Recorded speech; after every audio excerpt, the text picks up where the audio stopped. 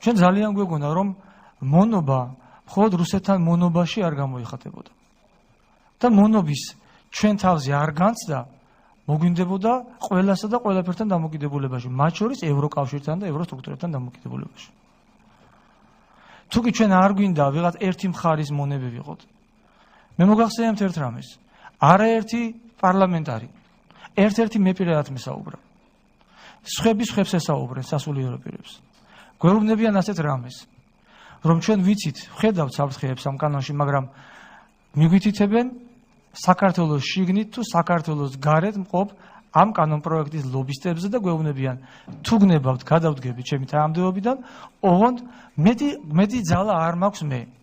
აი ამის თქმას ხომ საზოგადოება ასე გიყურებ და ასე შემოყურეთ ბატონებო.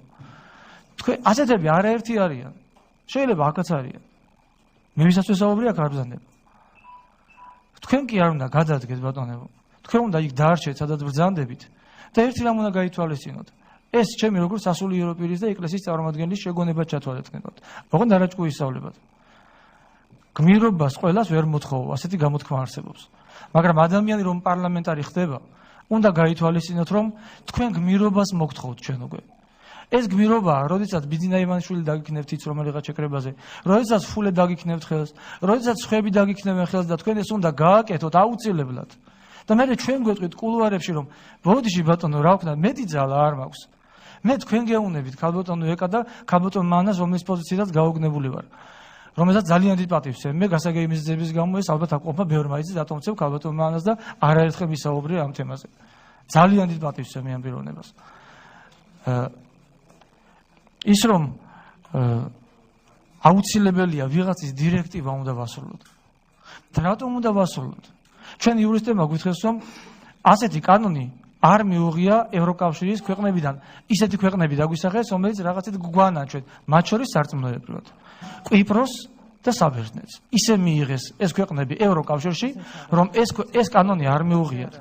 ჩვენგან რატომ მithხოვენ მაინც და მაინც რომ ჩვენს ტრადიციებს უნდა გადავაბიჯოთ, იმიტომ რომ გავხდეთ ევროპის ოჯახის წევრი.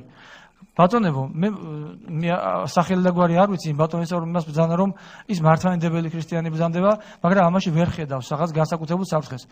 მე პირდაპირ გეტყვით. მე არ მინდა ამას ნუ ჩავმიტვით რაღაც კიდე პოლიტიკად. ოლანდის ევროპა არ მინდა. მე იმ 800,000 კაცის ევროპა მინდა, რომელმაც მე პროტესტი გამოთქვა, იქ რა ფორმით ამაზე უნდა მელაპარაკები ძალიან გთხოვთ, მაგრამ პროტესტი გამოთქვა. 800,000 კაცი რომ გამობრძანდა და ერთსქესიან ქორწინებაზე რომ პროტესტი გამოთქვა.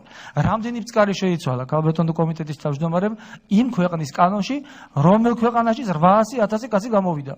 ვერც ერთი. დაახლოებით ისე, წინა ხელისუფლების პირობებში 200,000 კაცი რომ იდგა და რაღაცას ითხოვდა და ყველა რომ დაარბიეს. მე თქვენ გეუნებით, ახალ ხელისუფლებას წინა გამოსვლა მოძღვარმა ბრძანა თქვენთან ეს ამბავი რომ ვინ მოგცემდათ ხმას? არავინ არ მოგცემდათ ბატონებო ხმას. და ძალიან ბოდისკი ვიხდი, მაგრამ თქვენ გონიათ რომ ჩვენ გაუნათებლები ვართ, ახლა სასულიერო პირები ვართ თუ რა ხდება? ჩვენ ისე გველაპარაკებთ, ჩვენ არ ვართ ინფორმირებული, რა საშიშროება შეიცავს. ძალიან კარგად ინფორმირებულები გახლა ვართ. და საპატრიარქოს ყავს თავისი იურისტები, რომლებთანაც უმჯობესი იქნებოდა მანამდე გქონდათ კომუნიკაცია.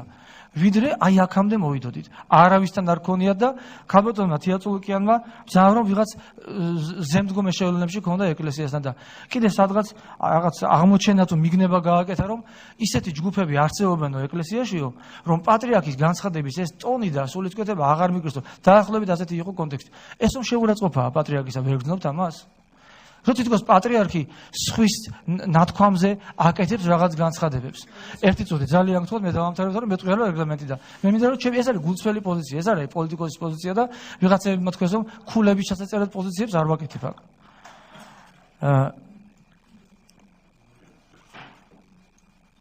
კიდევ მარგინალებად გამოაცხადა ქალბატონმა მინისტრმა წულუკიანმა ეკლესიაში რომელიღაც ჯგუფები. შეიძლება მე შევდივარ იმ ჯგუფში. ეკლესიის პოზიცია ამა თუ იმ საკითხში, ქალბატონო ეკა, დგინდება არა ამა თუ იმ სასულიერო პირის, მათ შორის პატრიარქის მხოლოდ პირადი პოზიციით. არამედ ეკლესიის პოზიცია დგება ეკლესიის სწავლების და კანონიკური საეკლესიო სამართლიდან გამომდინარე. ვიღაცამ უნდა უკან დაიხიოს, ვიღაცამ არ უნდა უკან დაიხიოს. რატომ გეხალისებათ ასე რომ მაინც და მაინც თქვენი ხელისუფლების პირობებში უნდა მოხდეს ის რაც დაიწყო ნაციონალურ მოძრაობამ. თქვენ გეუბნებით ამას ბატონებო, რომლებიც მოხვედით ადამიანების იმედად, რომ ის აღარ მოხდებოდა რაც მოხდა თორემ. ისინი ვინც წინ იყვნენ, აწი ისინი გინ პარლამენტში დანიშნეთ პარლამენტარებად და ბოდის ვიხდი შეურაცხყოფად ნომიიღებთ, გინ ეგრეთ წოდებული დუბინკების ნაწარმოებელი ცეხის დირექტორებად დანიშნე, იმათ მე ვფიქრობ უკვე აღარ ეშველებათ პოლიტიკურად არაფერი.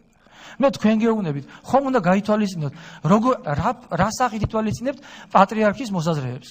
ეს არის თქვენი დამოკიდებულება ეკლესიასთან. მე შეგახსენებთ ერთ რამეს. წინა ხელისუფლების პირობებში მიიღეს სხვადასხვა რელიგიური მინარევები საჯარო სამართლის სუბიექტებად აღიარეს. 10,000-ობით ადამიანი გამოვიდა. პატრიარქმა ითხოვა წინა პრეზიდენტისაგან, რომ ვეტო დაადეო, იმავე საღამოს მოაწერა ხელი. ახალი ხელისუფლება მობრძანეთ, ვინ გააუქმა ეს? მიღება უფრო, არ მიღება უფრო ადვილია დამიჯერეთ აი ამ კანონის, ვიდრე მიღებულზე მერე წუწუნი და გაუქმება. ვეღარ გააუქმებ თქვენ. ეს ადამიანები ჩვენი სიყვარული რაში გამოიხატება ამ ეგრეთ წოდებული LGBT ადამიანების მიმართ. სიყვარული თუ გაქვს ამ ადამიანებისა, უნდა გამოიხატებოდეს იმაში, რომ უნდა გვებრალებოდეს მძიმეცოდა ჩავარდნილი ადამიანები. არაერთი ადამიანი ჩემთან პირადად, მე მსახურობ სიონის ტაძარში, მობრძანდი და დამელაპარაკეთ. არაერთი ადამიანი მოსულა ახსარება უთქავს და გამოუხატავს თავისი ღრმა წუხილი. ვინ გააგდო, ვინ შეურაცხო, ვინ ცემა, ვინ დახვდა უკაცრავად და სადარბაზოს კარებში? არავინ. ამისთვის განსაკუთრებული კანონების მოგონება არა ეს საჭირო და ისაც აქ ითქვა რომ რაღაც ტერმინები ამოსაღებია ეს მუხლებრივია თქვენი განსახილველია მაგრამ მუხლების განხილვაის შესვლა უკვე ჩათრევას ნიშნავს ეკლესიის პოზიციის არ გათვალისწინებით რაც მოხდა გითხარით ეკლესიის პოზიცია თუ კიდევ ისევ თქვენ ახალი ხელისუფლება არ გაითვალისწინებთ და ამ კანონზე ხელს მოაწერთ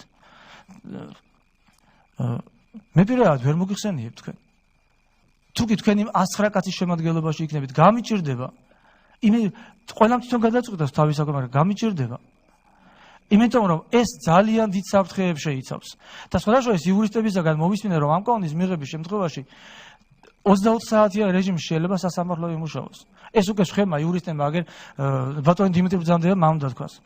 და კიდევ ბოლოს თქვენ რომ წაკითხული გქონდეთ ჰომოსექსუალთა მანიფესტი აქ ამდენი საუბარი რაღაც კონკრეტულ საკითხებზე არ იქნებოდა. სულ არის 2 თუ 3 გვერდი. ძალიან ცუდი წასაკითხია, მაგრამ წაიკითხეთ. ბოლოს ასე მთავრდება. იკანკალე ჰეტეროღორო. ჩვენ გვეუბნება, მე უკვე მოვდივარო. შეიძლება უკვე შენთანაც ვარო. საამესო საკანონმდებლო ბაზა შეიქმნება, ყველაფერი მოხდება. ამას თქვენ ახორციელებთ. ოცნების და საქართველოს მოქალაქეების ნაციონალებისგან გამომსყიდველი იმედებით რომ მობრძანდით. ღმერთმა დაგლოცოთ, გაგურთხოთ და ის სიბრძნე მოგცეთ, რომ ეკლესიას უნდა დაუჯეროთ. რომელიმე კონკრეტულ სასულიერო პირზე კი არ გეუბნებით, თუმცა მათ უნდა უჯერებთ, იმიტომ რომ ჩვენ ეკლესიის წარმომადგენლები ვართ. ეკლესიის სწავლებას დაუჯერეთ.